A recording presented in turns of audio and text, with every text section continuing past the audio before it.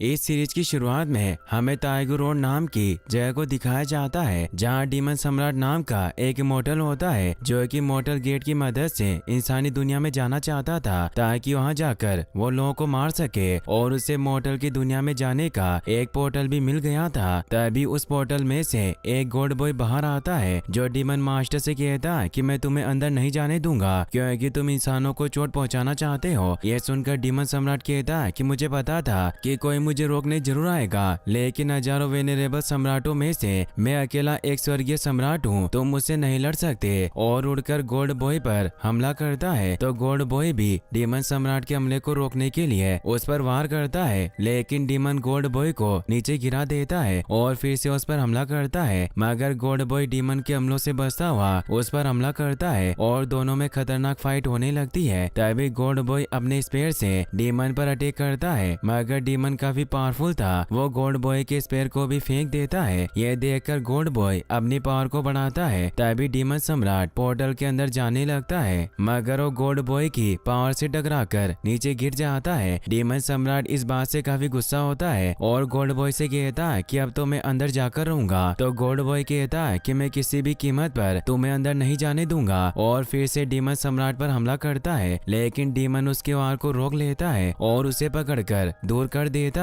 लेकिन gold boy फिर से अपने स्पेयर से डीमन पर अटैक करता है, मगर डीमन पहले की तरह इस हमले को भी रोक लेता है और दोनों हवा में जाकर लड़ने लगते हैं। तभी डीमन सम्राट गोल्ड बॉय के जोर से पंच मारता है, जिस वजह से गोल्ड बॉय काफी दूर जाता है, लेकिन डीमन उसे फॉर्मेशन पावर की मदद से रोकता है और उसका गला पकड़ लेता है और उसे जोर से जमीन पर पटकता है और उसके पास जाकर कहता है कि तुम्हारे पास थोड़ा टैलेंट है, लेकिन तुम मुझे नहीं रोक सकते, और वहाँ से मॉर्टल पोर्टल के अंदर जाने लगता है। वहीं गोल्ड बॉय बुरी तरह से घायल हो गया था, इस वजह से उठ नहीं पाता। तभी वो डीमन सम्राट को पोर्टल की तरफ जाता देख फिर से खड़ा होता है और स्पीड से पोर्टल के आगे जाकर खड़ा हो जाता है और डीमन सम्राट से कहता है कि मैं आज तुम्हें किसी भी कीमत पर इंसानों को चोट नहीं पहुंचाने दूंगा, भले तुम्हें रोकते हुए मेरी जान ही क्यों ना चली जाए। तो डीमन सम्राट कहता है कि तुम जानबूझकर मुझे अपने स्वर्गीय सम्राट के रियल की पावर को यूज करने के लिए मजबूर कर रहे हो, इसके लिए तुम्हें अब अपनी जान देनी पड़ेगी। मैं भी देखता हूँ कि तुम क्या कर सकते हो, और अपनी पावर को बढ़ाकर गोल्डन बॉय पर हमला करता है। तभी गोल्ड बॉय अपनी पावर को एक्टिवेट करके डीमन के हमले को रोकने लगता है, मगर वो डीमन के हमले की वजह से मॉर्टल पोर्टल में चला जाता है। लेकिन गोल्ड बॉय अपनी पावर को बढ़ाकर फिर से डीमन सम्राट पर हमला करता है। इस बार गोल्ड बॉय का हमला पहले से काफी पावरफुल था, इसीलिए डीमन सम्राट मर जाता है। उसके बाद गोल्ड बॉय कहता है कि मैं स्वर्गीय सम्राट हूँ, मुझे लोगों की रक्षा करनी है, और वो फिर मॉर्टल पोर्टल के अंदर चला जाता है। उसके बाद ये सीन यहीं पर कट हो जाता है। फिर हम सलून जेंग यांग सेक्टर जेंग यांग को देखते हैं, जहाँ एक लड़की कल्टीवेशन कर रही थी और अब उसका लेवल भी अप हो गया था। वही हम ये चेन नाम के एक लड़के को देखते हैं जो कि जेंग सेक्टर से था। वो एल्डर वू के पास जाता है और उनसे पूछता है कि आपने मुझे यहाँ किस काम के लिए बुलाया है। तो एल्डर वू चांग किंग चेन से कहते हैं कि मैं जो तुम्हें काम बता रहा हूँ वो काफी इम्पोर्टेंट है और उसी पर हमारा पूरा सेक्टर निर्भर करता है, इसीलिए तुम इंटेलिजेंस डिपार्टमेंट से कुछ स्टूडेंट को लेकर आओ और मोस्टर फॉरेस्ट में जाकर स्पिरिचुअल मेडिसिन लेकर आओ। तो ये चेन कहता है कि एल्डर वू मैं आपको हर्ट नहीं करूंगा, इसीलिए मैं जंगल जाकर स्पिरिचुअल मेडिसिन जरूर लेकर आऊंगा। तभी एल्डर वू ये चेन को एक जेट पेंडेंट देते हैं और उसे बताते हैं कि तुम इसका यूज क्रिटिकल मोमेंट में करना, लेकिन तुम मेडिसिन लाते समय देर और कोई गलती मत करना।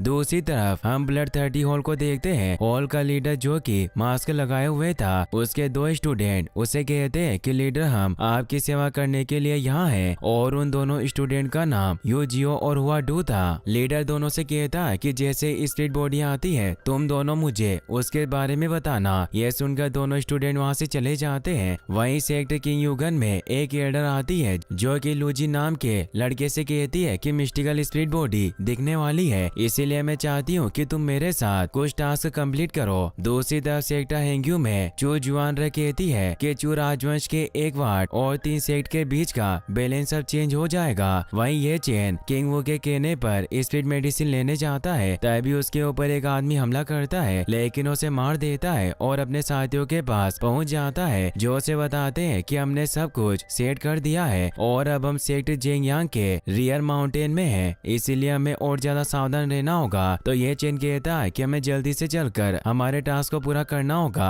तभी उसका साथी पूछता है कि आपके पास जो थैली है उसके अंदर क्या है, क्योंकि आप इस टास्क को लीड कर रहे हैं तो आपको इस बारे में पता होगा। ये सुनकर ये चेन अपने साथी को घूरने लगता है तो वो कहता है कि आपको नाराज होने की जरूरत नहीं है, मैं तो बस मजाक कर रहा था। तभी उनके पीछे से कोई हमला करता है जिस वजह से ये चेन के दोनों साथी नीचे गिर जाते हैं। तभी लूजी वहाँ आता है और उसी ने ये चेन के ऊपर हमला किया था। फिर वो ये चेन से कहता है कि तुम बहुत खुशनसीब हो कि ओरिजिनल प्रोडक्ट तुम्हारे हाथ में है, इसीलिए मैंने तुम पर हमला नहीं किया और तुम बच गए, मगर अभी मैं तुम्हारी जान बचा सकता हूँ। तभी ये चेन का साथी उड़ता और वो लूजी को देखकर कहता है कि ये तो ट्रूसन रियल्म में है। तो लूजी बताता है कि ह्यूमन एंसेस, ट्रूसन और स्पीड ऑफ बॉडी ये सभी हर एक एम्पायर की पावर है जिनके बीच बहुत बड़ा फर्क है और हम दोनों अभी बस ह्यूमन एंसेस रियल में है, इसीलिए मुझे पहले किसे मारना चाहिए। और अपनी पावर से ये चेन और उसके साथी पर हमला करता है। तभी ये चेन का आदमी डर की वजह से लड़ाई नहीं करता, लेकिन ये चेन अपनी स्वॉर्ड लेकर लूजी पर हमला करता है, मगर लूजी अपनी पावर की मदद से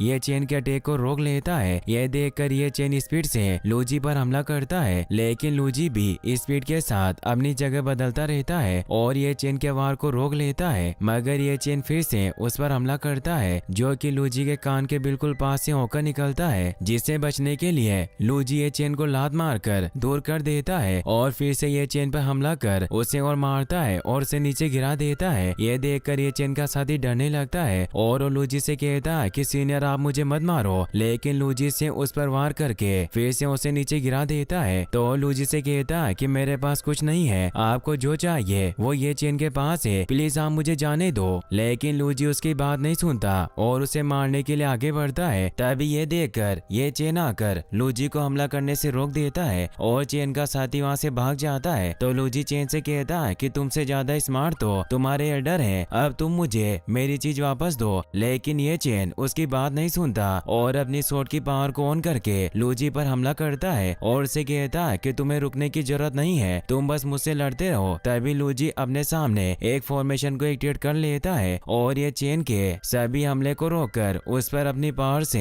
एक स्ट्रॉन्ग हमला करता है, जिस वजह से ये चेन बुरी तरह से घायल हो जाता है। उसे देखकर लूजी कहता है कि मिस्टिक स्पिरिचुअल बॉडी प्रकट हुई है, उसे रोकने का मेरे पास एक ही मौका है, इसीलिए मुझे ठीक होने के लिए स्पिरिचुअल मेडिसिन लेनी थी। अब तुम वो मेडिसिन मुझे दे दो। और अपनी पावर से ये चेन को फिर से पकड़कर खड़ा कर देता है। तो ये चेन उसे कहता है कि तुमने ध्यान से नहीं देखा, स्पिरिचुअल मेडिसिन मेरे पास नहीं है, क्योंकि ये चेन ने जब लूजी को अपने साथी के ऊपर हमला करने से रोका था तभी ये चेन ने मेडिसिन अपने साथी को दे दी थी, जिसे लेकर वो भाग चुका था। ये सब पता चलने के बाद लूजी कहता है कि तुम्हारी हिम्मत कैसे हुई मुझे चकमा देने की, और इस बात से गुस्सा होकर वो ये चेन को जोर से मारता है, जिसकी वजह से ये चेन दूर जाकर गिरता है और सोचता है कि शायद अब मैं मरने वाला हूँ और बेहोश हो जाता है। वहीं कुछ समय बाद जब ये चेन को होश आता है और अपने साथी से कहता है कि मैं अभी तक जिंदा हूँ, तो नौकर उसे बताता है कि जब आप रियर माउंटेन के पीछे एल्डर को मिले थे तब आपकी सांसें चल रही थी, उसके बाद वो आपको यहाँ ले आए, लेकिन एक बुरी बात है। तो ये चेन कहता है कि मैं जिंदा हूँ, इससे ज्यादा जरूरी मेरे लिए क्या होगा, और वो ध्यान लगाने की कोशिश करता है लेकिन वो ध्यान नहीं लगा पाता क्योंकि उसकी कल्टिवेशन पावर को बढ़ाने वाला कोर लूजी के हमले से टूट गया था। तो नौकर ये चेन से कहता है कि एल्डर ने कहा था कि जैसे ही आपको होश आता है आप तुरंत उनसे मिलने जाए। ये सुनकर ये चेन एल्डर वो के पास जाता है। एल्डर वो ये चेन से कहते हैं कि तुम्हारा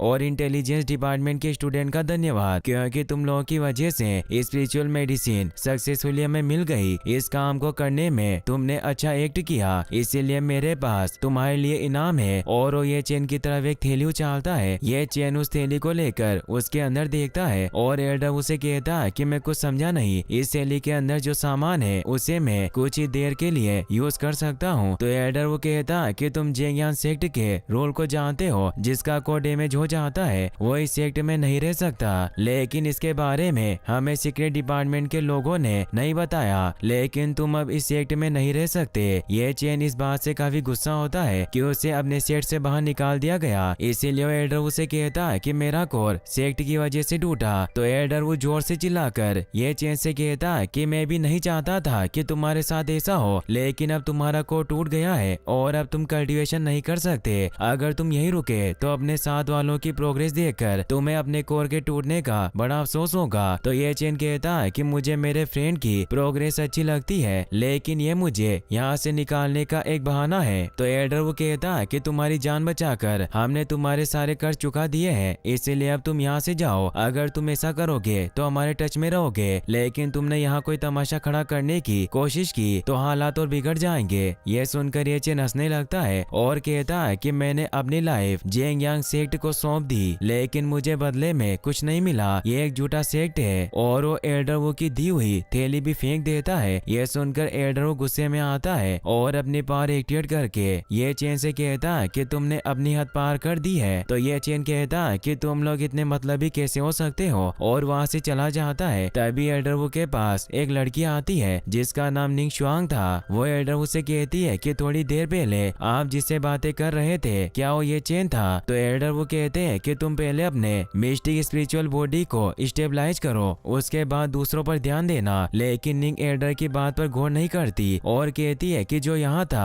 वो ये चेन ही था। तो एल्डर कहता है कि यहाँ ये चेन ही था, लेकिन अब उसका कोड टूट गया है, इसीलिए अब जेंग यांग सेक्ट में उसके लिए कोई जगह नहीं है। यह सुनकर निंग वहाँ से जाने लगती है। तो एल्डर वो से रुकने के लिए कहते हैं, लेकिन निंग उनकी बात नहीं सुनती। तो एल्डर कहते हैं कि मैंने सुना है कि तुम और चेन दोनों एक दूसरे के बहुत करीब हो, इसका मतलब तुम मुझसे प्यार करती हो, और मुझे भी पता है कि तुम दोनों का रिलेशनशिप भी काफी डीप है, लेकिन अब तुम उससे बात नहीं कर सकती क्योंकि तुमने अभी अपने मिस्टिक स्पिरिचुअल बॉडी को स्टेबल किया है, इसीलिए फ्यूचर में तुम्हारा कल्टीवेशन भी ग्रो करेगा और ऐसा होने से तुम एक गॉड बन जाओगी, जो हर किसी का सपना होता है। लेकिन ये चेन का कोड टूट गया है, इसीलिए वो अब कल्टीवेशन नहीं कर सकेगा और उसके साथ रहने से तुम एक इंसान की तरह कई साल तक जियोगी। इससे ज्यादा वो तुम्हें कुछ नहीं दे सकता, इसीलिए तुम दोनों एक दूसरे के प्यार के लायक नहीं हो। लेकिन निंग उसकी बात नहीं सुनती और फिर से ये चेन के पास दौड़कर जाने लगती है। तो एल्डर कहता है कि शायद तुम्हें अभी मेरी बात समझ नहीं आ रही है, लेकिन मुझे लगता है कि तुम्हें चेन की चिंता है क्योंकि मिस्टिक स्पिरिचुअल बॉडी की वजह से बहुत सारे लड़के तुम्हें पसंद करेंगे और हमारे दुश्मन भी तुम्हें मारने की कोशिश करेंगे। लेकिन अपने बचाव के लिए तुम्हारे पास एक पार्टनर होगा जिसके पास कोई पावर नहीं है। तुम्हें क्या लगता है कि ये सब पता चलने के बाद हमारे दुश्मन चुप रहेंगे? मैं ये सब बातें तुम्हारी भलाई के लिए बोल रहा हूँ। लेकिन निंग फिर भी वहाँ से चली जाती है। वहीं ये चेन जब हॉल से बाहर आता है तभी उसके सेट के लोग उसका मजाक बनाते हैं और उसके बारे में तरह तरह की बातें करते हैं, जिनकी बातें सुनकर ये चेन सोचता है कि ये सभी लोग मतलबी है, मैं इतने बुरे लोगों के साथ क्यों जुड़ा हुआ था। और वो निंग को याद करने लगता है और सोचता है कि जब मुझे होश आया तब से मैंने उसे नहीं देखा, क्या वो अभी भी किसी टास्क पर है। तभी ये चेन के पास उसका जूनियर आता है जो ये चेन को जंगल में अकेला छोड़कर भाग गया था। वो ये चेन से कहता है कि मुझे इस बात का बहुत दुख है कि मैं आपका साथ नहीं दे सका।